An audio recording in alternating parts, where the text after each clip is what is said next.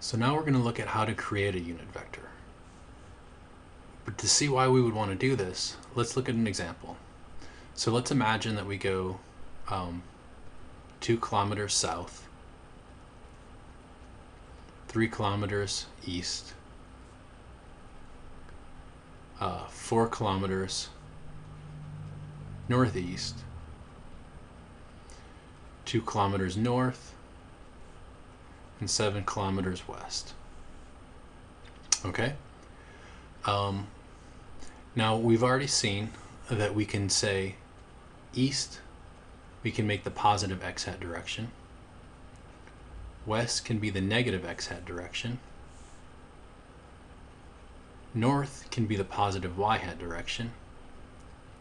And south can be the negative y hat direction. But what about northeast? We saw in the last video that if we try and write northeast is equal to x hat plus y hat, then we see that the magnitude of northeast is equal to the square root of 2, which is not equal to 1. So to create a unit vector is just as easy as you'd think it would be. So if we want to create a northeast hat direction, then we say that we just take the northeast direction and we divide it by the magnitude of northeast, right? Because that tells us that the magnitude of northeast hat is going to be the magnitude of northeast divided by the magnitude of northeast, which is just 1. So in other words, northeast hat is really just 1 over square root of 2 in the x hat direction, 1 over square root of 2 in the y hat direction.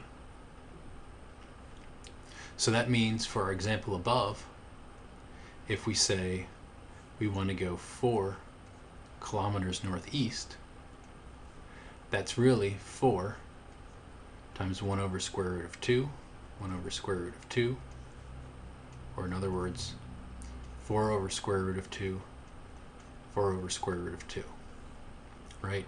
And so that's the same thing as 4 northeast hat. So now we see that we can take any direction we want. For example, I can take some vector r, and I can say that r is equal to 7x hat plus 3 y hat. And so then r hat is just r over the magnitude of r. Which means now I can take any direction I want, and by dividing it by the magnitude, that's going to give me the new unit vector in that direction. So now we've talked about just about everything that we can with vectors. There's only one thing left. We've been skipping over the fact that we always say, we've been saying we have an x direction and a y direction, but we haven't talked about what those directions really are. How do we pick what direction's x and how do we pick what direction's y? And does it matter? So we'll discuss that next time.